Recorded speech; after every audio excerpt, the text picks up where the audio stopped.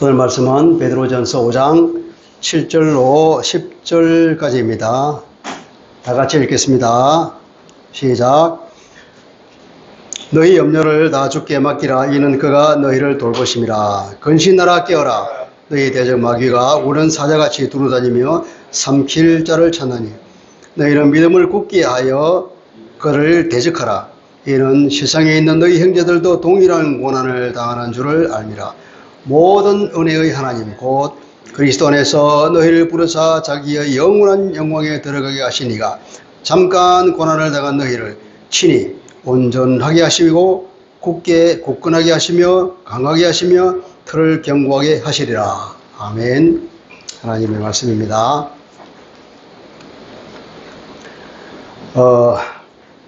여러분 썬데이 크리스찬이라는 말을 들어봤죠? 썬데이 크리스찬. 평소에는 예수 믿는 사람의 표시가 전혀 나지 않습니다. 근데 일요일만 되면 교회에 가서 예배를 드리고 나오는 사람. 직장 생활할 때 이 사람이 예수 믿는 사람들을 전혀 모르죠. 그런 사람을 우리가 썬데이 크리스찬이라고 합니다. 그런 사람들은 그냥 위로받기 위해서 교회에 가는 것 같기도 하고, 아니면 뭐 보험을 들기 위해서 가는 것 같기도 하고. 근데 이런 사람은 엄밀히 말해서 성도라고 할 수가 없겠죠. 진정한 예수 믿는 사람이라고 볼 수 없을 것입니다. 그런 사람은 믿음의 바깥에서 주변을 서성이고 있는 사람이라고 볼 수 있을 것입니다. 주변만 서성이다가 만다. 그런데 이런 사람들에게 사탄이 공격을 하면은 금방 돌아서 버려요. 그러니까 성도로서의 어떤 맛을 경험해 보지 못하고 교회 주변에서 그냥 서성이다가 그냥 끝나는 것이죠. 근데 이런 사람들에게 사탄을 공격을 많이 합니다.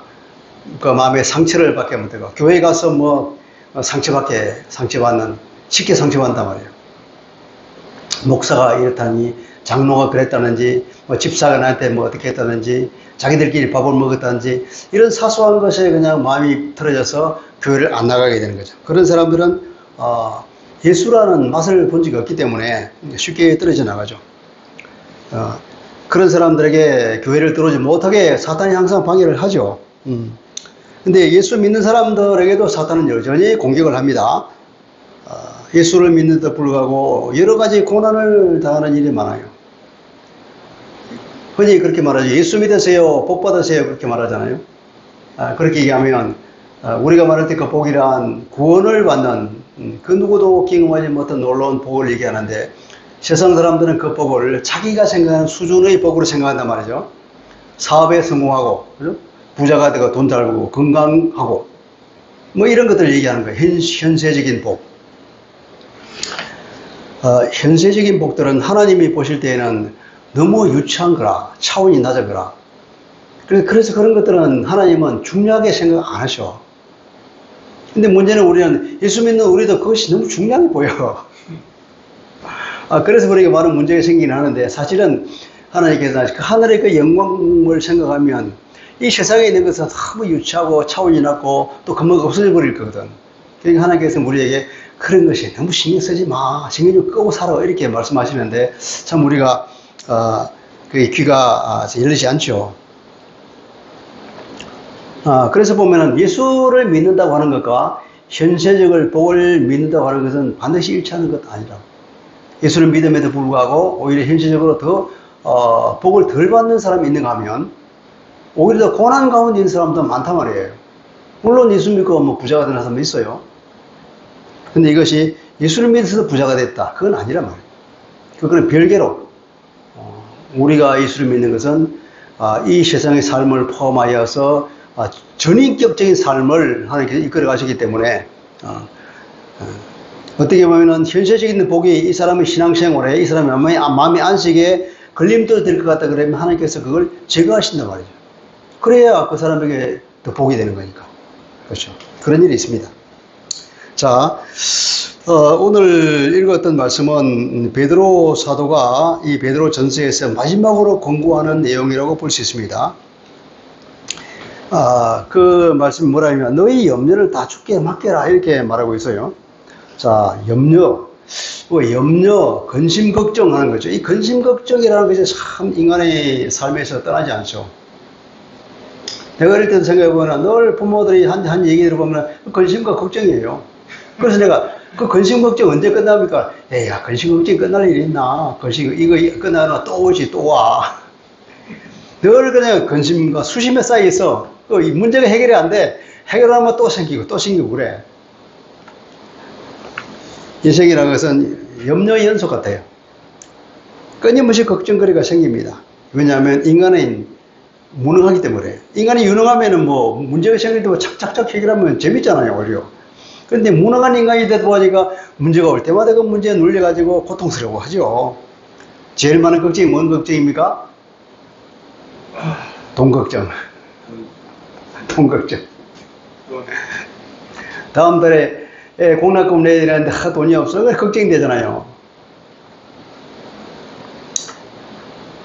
그리고 건강 걱정. 병이 났어. 참 낫지도 않고 병원 가야 하는데 돈이 없어서 병원에 가지도 못하고. 그건 걱정이죠.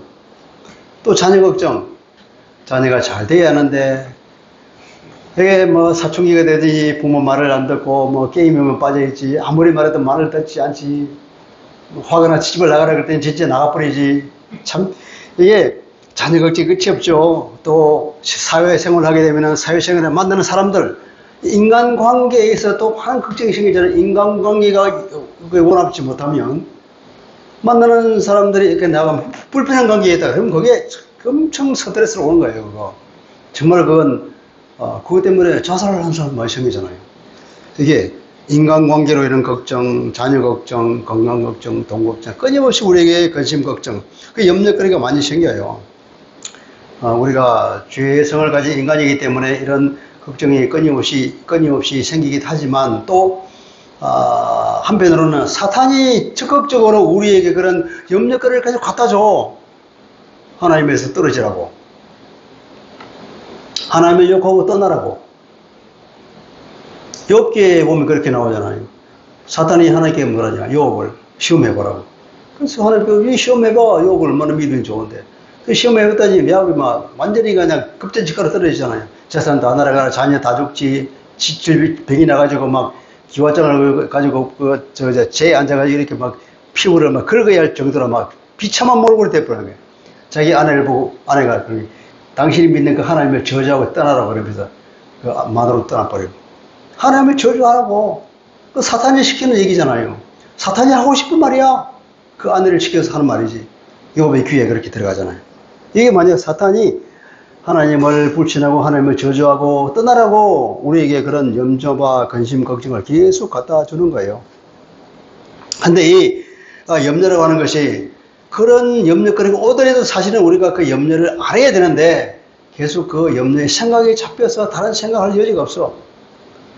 돈 문제가 생기면 그 돈 문제에 꼴뚜로 생각하느라고 아무것도 생각이 안 나. 하나님을 믿는 그 믿음은 어느 갔대 없어져 버려. 그래서 이 염려는 바로 믿음을 밀어내는 거란 말이에요. 믿음을 무너뜨리는 것이 염려예요. 주님은 이렇게 말씀하십니다. 마가복음 4장 19절인데요.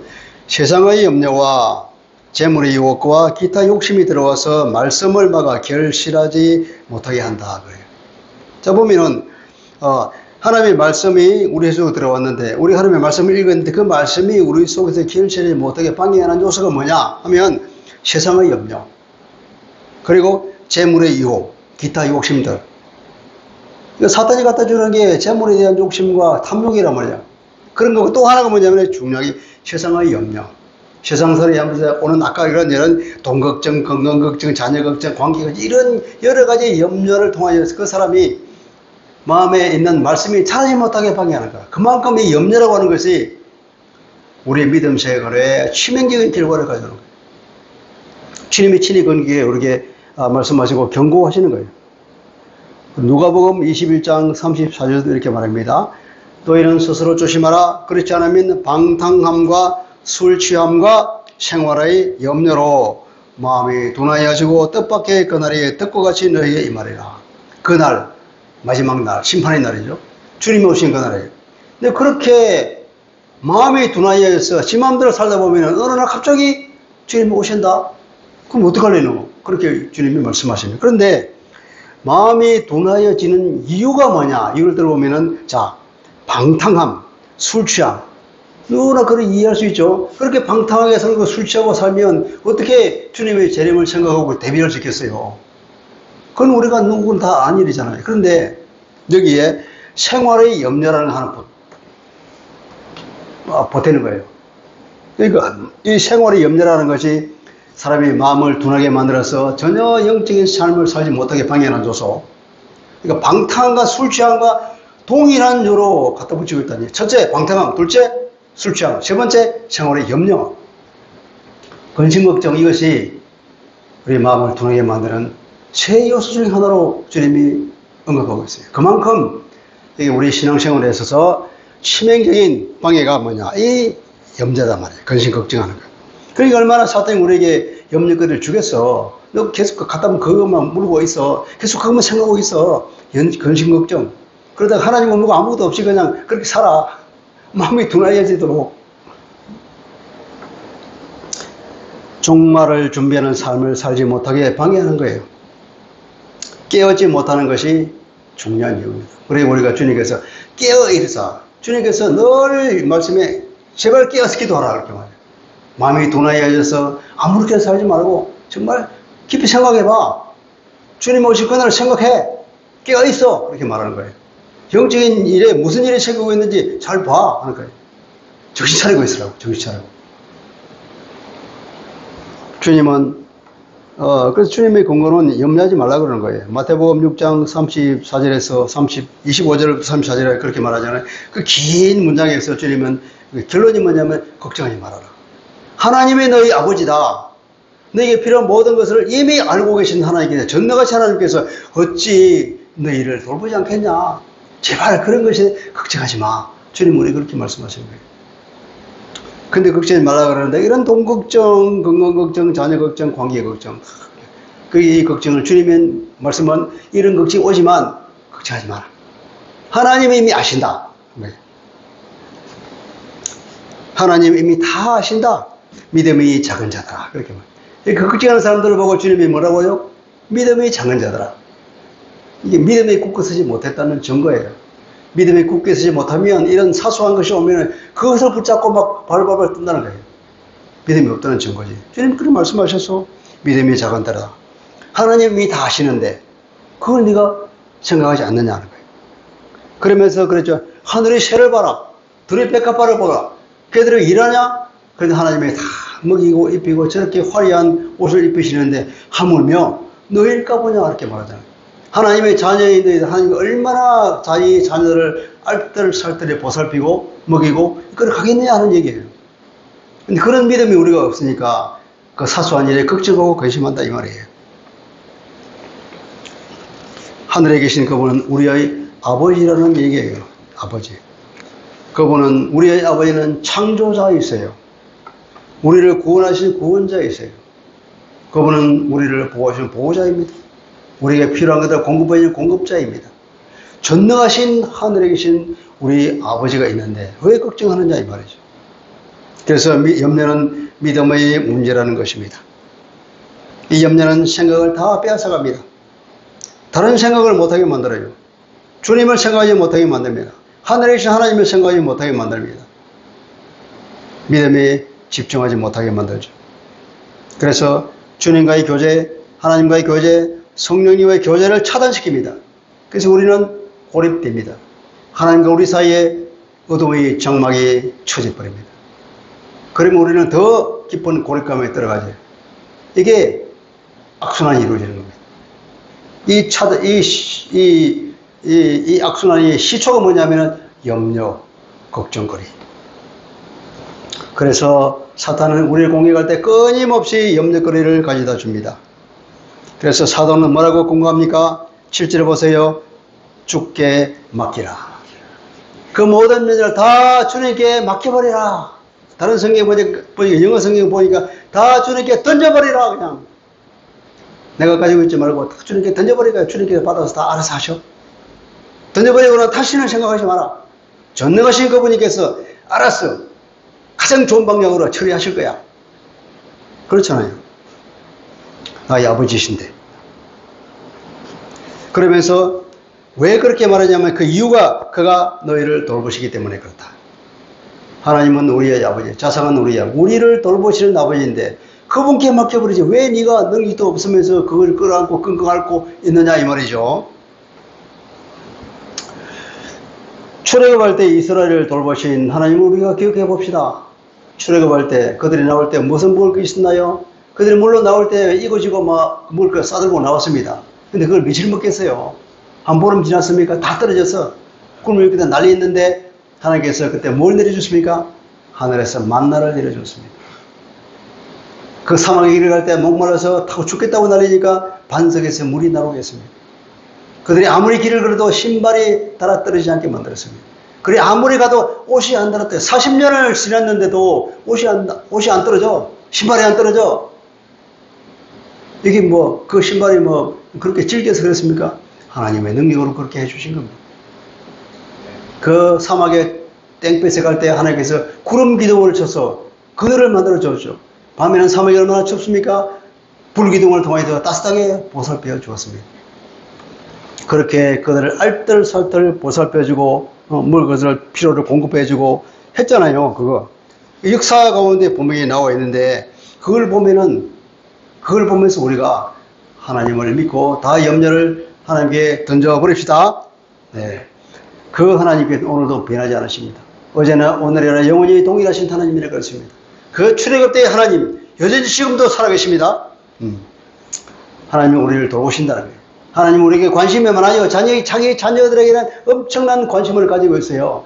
우리의 머리카락 하나까지 다 세고 계세요.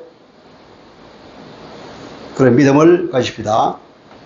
우리가 죽게 막지 못하는 이유가 뭘까요? 그렇게 걱정을 내가 능력도 없는 내가 해결해 보려고 하나님께 맡기지 않고 내가 왜 끌어안고 있을까요? 하나님보다도 내가 더 전능하기 때문에 끌어안고 있습니까? 그건 아닌 것 같은데. 그러니까 결국 믿음이 없기 때문이지. 그러면 믿음이 없어. 아니면 또 그렇지. 내가 원하는 것을 해두지 않을까 봤어. 이게 제일 큰 것 같아. 저도 그런 경우 많거든요. 내가 원하는 바로 그것을 해주려고 하는데 바로 이때에 이런 방법으로 내게 해주세요. 그렇게 기도하지만 그 기도를 하고 나서도 내가 불안한 거야. 아닌 것 같았어. 나는 A를 원했는데 하나님께서 A가 아닌 B를 줄까봐 겁나. 내가 지금 달라고 하는데 주님께서 지금이 아닌 20년 후에 줄까봐 겁나. 내가 이런 방법으로 주길 바라는데 하나님께서는 다른 방법으로 주실까봐 겁나. 나는 내가 오늘 바로 지금 주세요. 내가 오늘 바로 이것을 주세요. 내가 바로 이런 방법으로 주세요. 이렇게 말하는데 하나님께서 내 기도를 안 들으시고 다른 방법, 다른 것 이게 우리가 염려해야 된다. 이게 다 결국 어디로 가냐? 믿음이 부족한 게 원인이 있는 거죠. 하나님은 전능하시고 하나님은 우리의 아버지시고 우리 그렇게 살아가시는데 우리에게 좋은 것을 주시겠어요? 안 좋은 것을 주시겠어요? 가장 좋은 것을 주시잖아요. 근데 우리는 사실은 명품과 가짜를 구별할 눈이 없어. 그건 하나님은 아셔. 이것이 더 좋다. 그러면 우리가 좋을 줄 알아야 돼. 근데 우리가 그것을 안 믿어. 이게 문제가 있는 거지. 예. 우리가 원하는 것을 안 주시면 내가 원하는 것보다 더 좋은 것을 주시려고 하나님이 기다리고 계시는 것보다 그런 믿음을 가집시다. 예. 그래서 빌립보서 4장 6절 7절 이렇게 말합니다. 아무것도 염려하지 말고 다만 모든 일에 기도와 간구로 너희 구하기를 감사함으로 하나님께 아뢰라. 염려하지 말고 기도하면서 달라고 해라. 그리고 달라고 했으면 받은 줄 알고 감사해라. 그렇게 말하는 거죠. 그리하면 모든 지각을 초월하는 하나님의 평강이 그리스도 예수 안에서 너희의 마음과 생각을 지키리라. 그렇게 기도하고 나면, 믿음과 기도하고 나면 우리 마음에 평안이 몰려오는 거죠. 다 그것을 주님께 맡겨버렸으니까 이제는 우리가 마음에 평안이 온다 이 말이에요. 믿음 가운데 염려를 주께 맡기고 기도한다 그러면 우리 마음에 평안이 올 것이라는 선언입니다. 자, 두 번째 우리가 볼 것은 사도는 우리가 뭐냐면은 근신나라 깨어라 너희 대적 마귀가 오는 사자같이 두루 다니며 삼킬 자를 찾나니 너희는 믿음을 굳건하게 하여 그를 대적하라 그랬습니다. 이것은 이걸 마지막에 공고하는데 그를 대적하라. 사도는 우리 그를 대적하라 합니다. 사탄을 대적하라. 사탄이 지금 뭐 하고 있다고요? 우리를 삼킬 놈이 없나 두루두루 살며 마치 울부짖는 사자처럼 두루다니고 있다고. 뭐 때문에 다닌다고요? 어느 놈을 삼킬까? 그러면서 삼킬 자를 찾아서 두루다닌다라. 그 마귀가 우리의 대적이라고 그랬어. 대적 마귀. 그런데 가만히 있어도 되겠어요? 싸워야지. 싸우라는 거야. 대적하는 거야. 싸우라는 거야. 싸워! 그렇게 호랑호랑 넘어가지 말고, 하나님의 자녀가 그렇게 호랑 그냥 삼켜? 그런 억울한 일이 있을 수 있어요? 싸워야지. 마귀를 대적하라는 겁니다. 우리는 영적 경쟁 가운데 있습니다. 우리가 원하든 원하지 않든 사탄이 우리를 계속해서 싸움을 걸어옵니다. 너희 대적 마귀가 우는 사자같이 뚫어다니며 삼킬 자를 찾고 있다. 계속해서 우리에게 싸움을 걸어오죠. 대적 그랬습니다. 대적을 그러면 이게 뭐냐면 헬라말로 안티디코스라고 하는 겁니다. 이것은 소송에서 소송 상대방을 말하는 거예요. 내가 원고면 피고, 소송 상대방. 대적이라는 소송 상대방을 말하는데 그 상대방은 뭐냐면 나를 소송을 걸었으면 내가 고발자야. 나에게 고발하는 사람이야. 나를 참소하는 사람이야.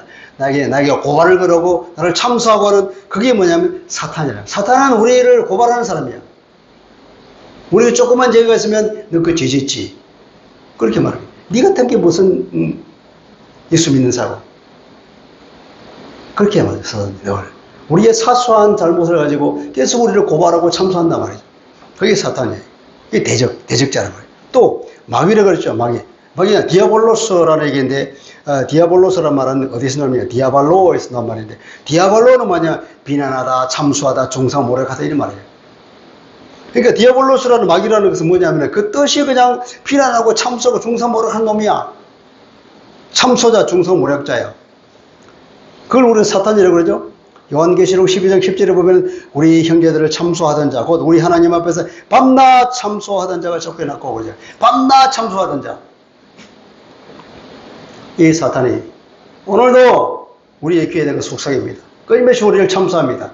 우리를 정죄합니다. 너 그렇게 살았는데 끝났어. 네 인생 없어. 너는 아무것도 할 수 없는 존재야. 너는 이제 이 세상에는 너는 이제 그냥 루저야.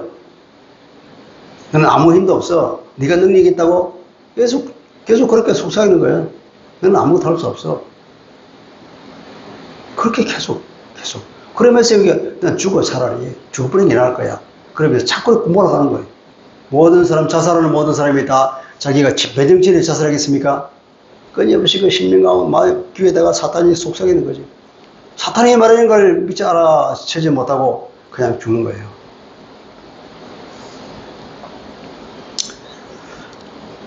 사탄은 끊임없이 성도들을 참소합니다. 우리 심령에 부정적인 생각을 불러와요. 부정적인 생각, 계속 죄책감을 가져오게 합니다. 그리고 또 탐욕, 욕심을 자꾸 일으켜요. 분노하게 만듭니다. 그리고 죄에 대한 유혹을 가져와요. 그 죄를 지으면 기분이 좋을 것 같다, 뭔가 잘할 것 같은 그런 거짓을 우리에게 심어놨죠. 그러면서 죄를 짓게 만들고, 죄를 지으면 넌 끝났어. 그러니까 계속 죄책감을 주고. 그러면서 인생을 송두리째 무너뜨리는 것이 사탄의 하는 일이에요. 도지가 오는 것은 죽이고 멸망시키면서 오는 거라고. 우리 주님께서 요한복음 10장 10절에 말하잖아요. 도지가 오는 것은 우리를 죽이고 멸망시키는 거예요. 사탄은 우리를 죽이고 멸망시키러 오는 것이지 우리를 잘 되려고 하는 것이 절대 아닙니다.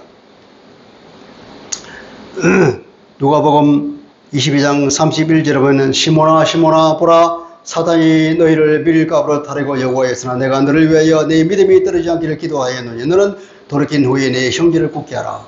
주님이 베드로를 보고 하는 말씀이에요.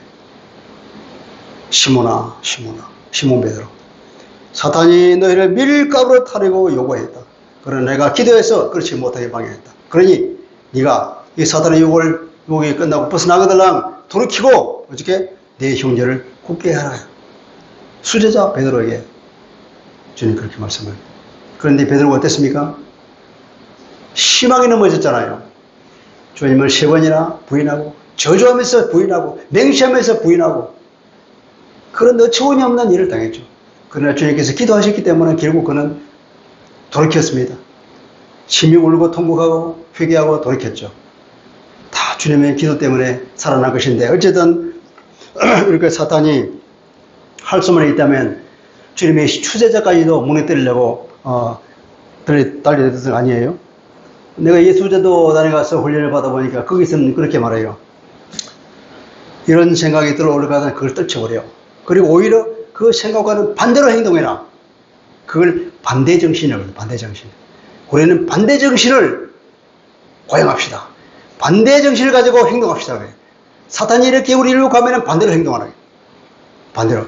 사탄이 우리가 너는 형편없는 사람이라. 아니야. 나는 하나님이 그렇게 안 해야 돼요. 나는 존귀한 사람이야. 주님이 나를 위해서 죽기까지 하면 나를 구원하신 사람. 나의 가치는 예수 그리스도와 동일한 가치를 가진 사람이야. 이렇게 말하는 거예요. 할렐루야. 여러분들 그러시기 바랍니다. 반대정신. 참 이건 유용합니다. 우리가 어떻게 싸워야 할까요? 보면은 건신하라 깨어라 그러잖아요. 우리의 삶의 태도는 건신하고 깨어야 있는 거예요. 사단은 우리에게 건신하라 깨어라 그럽니다. 예수님도 곳곳에서 깨어 있으라 그럽니다. 시험에 들지 않도록 깨어 기도해라. 그러니까 성령 곳곳에서 깨어라고는 강조하고 있습니다. 건신하라고 깨어다. 건신하다 하는 것은 술 취하지 않다. 그러니까 맨정신이 되다. 맨정신이 되다. 정신 차리고 있다. 혹은 뭐 자제하다. 뭐 이런 얘기다. 건신하다. 자제하다. 혹은 이게 맨정신이다. 정신 차리고 있다. 깨어있다는 것도 마찬가지로 경성하다, 깨어있다, 정신 차리고 있다. 그러니까 건신하라 혹은 깨어있으라 다 두 가지, 두 단어다. 정신 차리고 있으라는 거예요. 제발 정신 좀 차려요. 여러분, 정신 차립시다. 정신이 허리멍텅하면 안 돼. 건신하지 않으면 정신 못 차려요. 셀프 컨트롤이 안 되면 정신이 안 차려지는 거죠.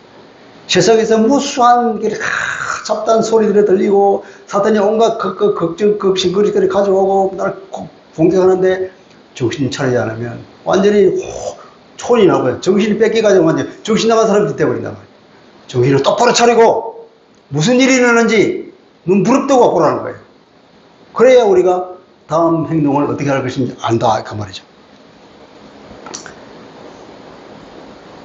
베드로전서 4장 7절입니다. 만물의 마지막에 가까이 왔다. 그러므로 너희는 정신을 차리고 건신하여 기도하라. 베드로전서 4장에도 이미 말했어요. 이게 말이 얼마나 중요하든지 다음에 또 말하잖아요. 여기서 정신 차리고 기도하라는 게. 여러분 정신 차립시다. 정말로 이 정신 차리는 게 중요한 거예요.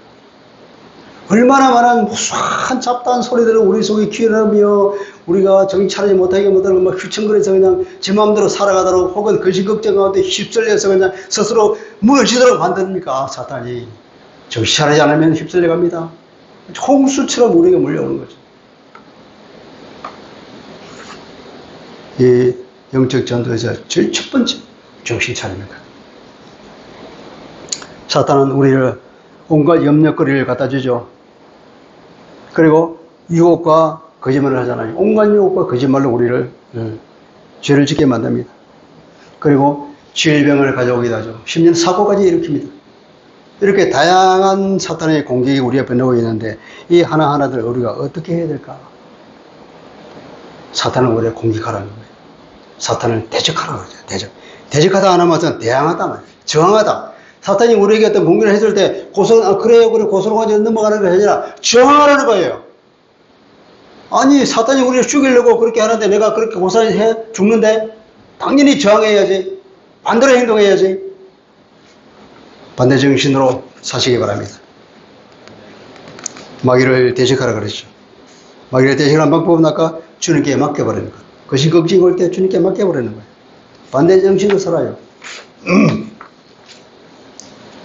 우리가 이걸 마귀에게 마귀를 대적하기 위해서는 우리에게 믿음이 있어야 돼요. 믿음이 없이 우리가 어떻게 마귀를 대적하겠어요? 마귀는 우리보다도 우리 영적인 존재이기 때문에 우리 육신을 가지고는 마귀를 대적하지 못해. 우리는 훨씬 능력이 많기 때문에 우리 믿음이 있어야 돼요. 믿음의 굳건히 서야만이 사탄을 대적할 수 있습니다. 그래서 그렇게 말하잖아요. 믿음을 굳건하게 하여 그를 대적하라. 그냥 대적이 안 돼. 믿음 가운데 대적을 해. 믿음으로만 대적이 가는 거예요. 하나님과의 관계가 올바라야 됩니다. 하나님과 나서의 관계가 견고해야 됩니다. 예수 그리스도를 통하여서 예수님을 영접하고 나의 구주로 나의 하나님을 모시고 그러므로써 하나님과 나의 관계가 회복이 되어야 돼요. 하나님을 아버지라고 생각하면서 아빠라고 말하면서 그분 안에 내가 품에 안길 수 있는 마음이 되어야 돼요. 주님을 보면서 주님 내가 주님을 사랑합니다. 주님을 경배합니다. 이런 마음이 되어야 돼요.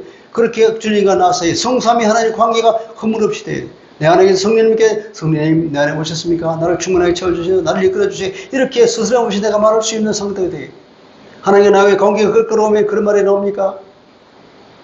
하나님과 나의 관계가 원활하게 돼. 관계가 좋아야 돼. 그것이 믿음이에요. 믿음. 주님과 나와의 관계, 주님과 나와의 친밀함, 그 친밀함의 정도, 믿음에 비례해서 그 친밀함이 깊어집니다. 주님과 나와서 서먹서먹하다 그러면 내가 믿음이 없는 거야. 그러면 계속해서 주님을 바라봐야 되고 주님과 기도해야 되고 말씀을 읽으면서 그걸 가까워야 돼. 친해져야 되는 거예요. 친해집시다. 주님과 자주 만납시다. 그것이 우리의 믿음을 견고하게 하는 것입니다. 그때 우리는 마귀를 대적할 수 있습니다. 야고보서 4장 7절은 이렇게 말합니다. 너희는 하나님께 복종할지어다. 마귀를 대적하라. 마귀를 대적하지는 어떻게 되냐? 하나님께 순종하는 마음을 가진다. 하나님께 순종하는 마음, 하나님과 나와의 관계가 회복된 것, 주님과 내가 친한 것, 주님과 친한 것이 믿음이고 주님께 하나님께 순종하는 것이 믿음이라 이 말이에요. 그때 우리는 마귀를 대적할 수 있습니다. 그러면 그리하면 너희를 피하리라. 마귀는 도망가게 되었습니다. 우리가 믿음이 충만할 때, 우리 속에 그리스도가 거할 때, 그리스도와 나와의 관계가 친밀할 때, 쟤는 예수님께 친한가 봐. 그러면 우리한테 못 온다 이 말이에요. 내가 하나님의 품 안에 숨어버리면 사탄이 나를 공격하지 못한다 이 말이에요. 하나님과의 관계가 올바로 된 상태에서 마귀를 대적하시기 바랍니다. 예수님은 어떻게 싸웠습니까? 예수님께서 마귀를 대적하는 걸 우리가 봐야 될 필요가 있습니다. 주님께서 40일 금식 기도할 때 사탄에게 어떻게 대적했습니까? 하나님 주님은 말씀으로 대적했습니다. 사탄이 이렇게 말합니다. 말씀을 들어와서 공격하죠. 주님께서는 다른 말씀을 들어와서 말씀에 이렇게 기록되어 있다. 말씀에 이렇게 기록되어 있다. 그러면서 사탄의 말을 무찌릅니다. 그러려면 말씀을 모르면 사탄이 대항이 안 되지. 말씀을 많이 배워야 합니다. 근데 사실은 말씀을 일일이 우리가 배우고 암기할 필요가 없어. 안 그래도 돼요. 충분히 싸울 수 있어요. 왜냐하면 우리가 성경을 읽어보면 어떤 걸 느끼냐면 하나님은 이런 하나님이구나. 예수님은 이러한 예수님이구나. 우리가 느낄 수 있잖아요. 구체적으로 뭐 말씀을 다 우리가 일일이 읽을 못한다 할지라도 그건 알잖아요. 하나님은 어떤 분입니까? 사랑이 많으신 분이잖아. 용서를 많이 하신 분이잖아. 하나님은 공의로우신 분이잖아요. 구약에 보니까 양대 산막의 주님의 하나님의 성품이 공의와 사랑이잖아요. 한쪽에는 공의, 한쪽에는 사랑. 이 두 개가 하나님의 성품의 양대 기둥이야. 그러한 하나님께서 공의를 행하시는 분이 불의를 행할 수 있습니까? 불의는 미워하시죠. 무너진 공의는 반드시 세우잖아요. 그걸 우리가 뭐라고 합니까? 정의라고 그러잖아요. 정의. 무너진 공의를 세우는 것이 정의예요. 공의와 정의. 그죠? 불의를 미워하시고. 그리고 하나님은 또 지극히 선한 분이잖아요. 선하신 분, 선하신 하나님. 우리도 다 그렇게 말하죠. 선하신 하나님. 선과 반대가 뭡니까? 악이죠. 하나님 악을 미워하셔. 선을 좋아하셔. 그리고 우리 사랑을 베풀으셔. 우리를 불쌍히 여기셔. 용서를 오래 해주신 분. 우리를 오래 기다려주시고 우리가 돌아오길 기다리시는 분. 그런 하나님이에요. 그런 예수님이에요. 우리는 성경 구출 구체적으로 몰라도 그런 하나님을 우리가 총체적으로 가슴에 오래 안고 있잖아요. 그런 하나님의 성품에 반대되는 것, 하나님의 마음에 안 맞는 것, 그건 아니라. 그 사탄이 주는 마음. 그래서 그걸 모르고 우리 이길 수 있는. 사탄이 우리에게 그런 마음을 준다 그러면 이거는 하나님의 마음이 아니잖아. 나가! 이렇게 말하는 거예요. 그게 대적과 이기는 겁니다. 이 주님께서 말씀으로 이긴 것 똑같은 거예요. 쟤 있잖아. 쟤 아주 저렇다. 쟤 그냥 없애버려. 죽여버려. 하나님은 사랑을 하나님이시면 어떻게 미워서 사람을 죽이란 말이냐? 이건 하나님의 마음이 아니잖아. 나가. 이런 말, 나에게 속삭이는 거, 너는 사탄이네. 나가. 이렇게 말해야 돼. 그게 우리가 말씀으로 이기는 것과 유사한 것입니다. 그럼으로써 또 어떻게 합니까? 사탄을 꾸짖었죠. 주님께서는 뭐 사탄을 꾸짖었죠. 사탄이 장악되어 있는 사람에게 사탄을 꾸짖어서 그게 나가라 그러죠. 질병도 마찬가지로 질병 가지고 사탄을 꾸짖어서 그 질병을 낫게 합니다. 예수 이름의 권세를 우리가 사용할 수 있습니다. 그런 권세 있는 예수님, 우리가 그 권세를 우리가 주셨잖아요. 예수 이름으로 나가라고 명령하게. 예수님은 당신의 권세를 우리에게 주셨습니다. 예수 이름으로 기도하라고 그랬잖아요. 그러니까 당신의 권세를 당신이 말하자면 당신 이름은 우리 보고 내 이름을 팔아 그렇게 말해요. 주님께서 내 이름을 팔아 그렇게 했으니 우리가 사단 앞에서 예수 이름을 가지고 당당하게 명령할 수 있는 거죠. 그것이 우리가 영적인 싸움 하나의 방법입니다. 그 질병에 대해서는 어떻게 합니까? 질병? 마태복음 8장 17절에 보니까 이런 말씀입니다. 선지자 이사야를 통하여 하신 말씀에 우리의 연약한 것을 친히 담당하시고 병을 짊어지셨도다 함을 이루려 함이십니다. 그러니까 이사야가 했던 그 이사야 53장의 고난받는 종, 그 종으로 오신 그분이 우리의 연약한 것을 친히 담당하시고 우리 병을 짊어지셨다는 거예요.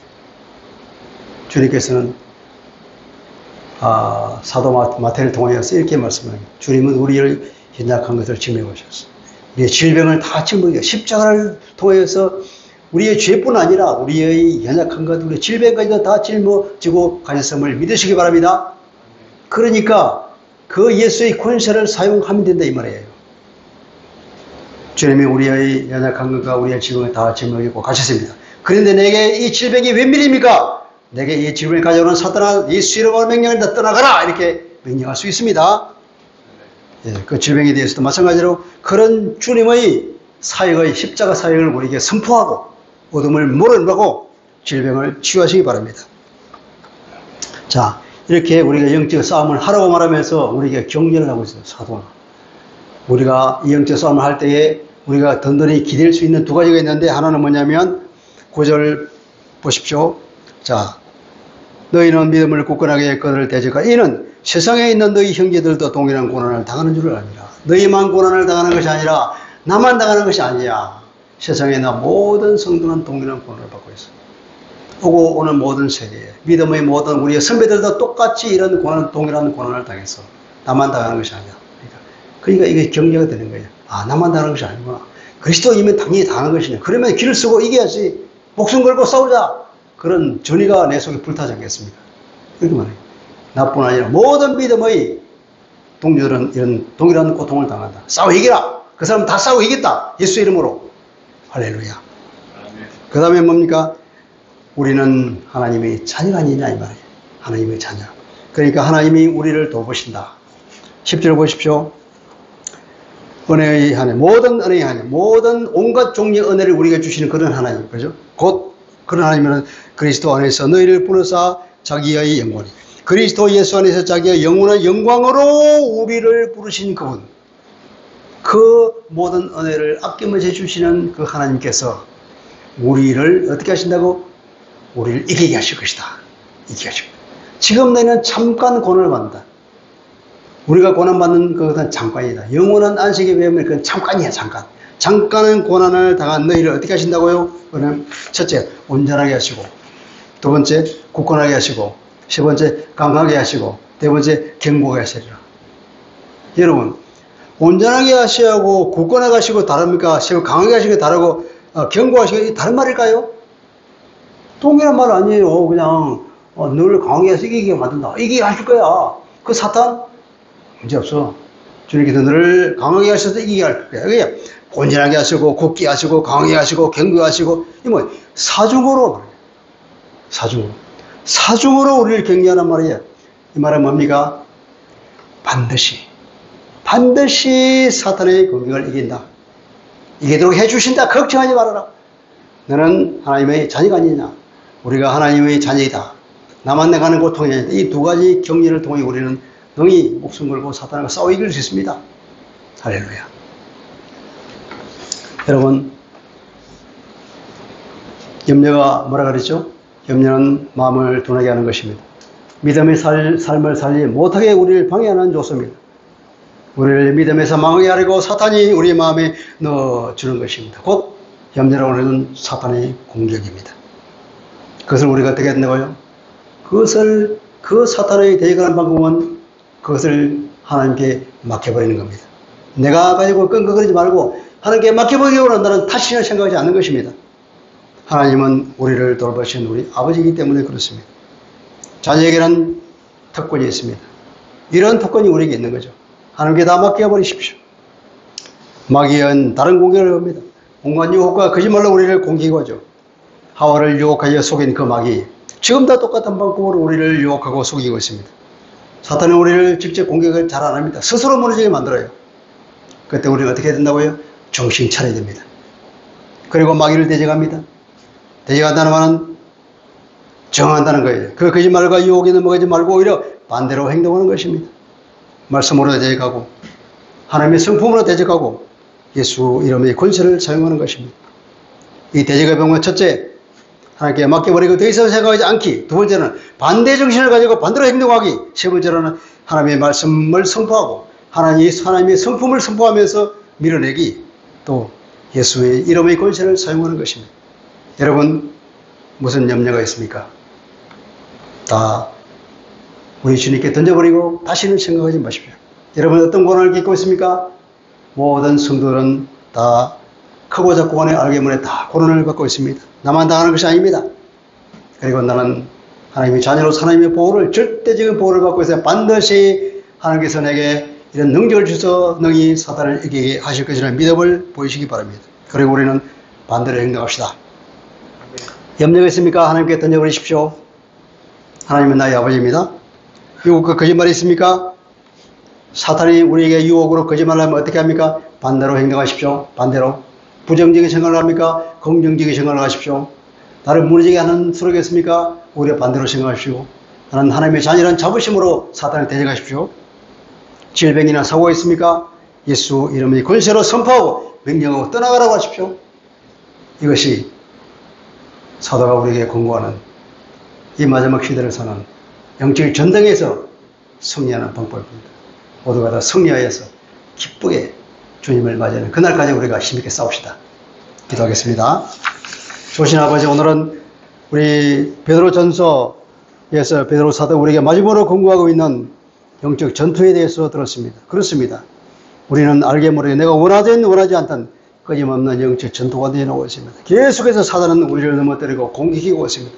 수많은 염려거리를 가져옵니다. 우리를 믿음에서 넘어뜨리고 그럽니다.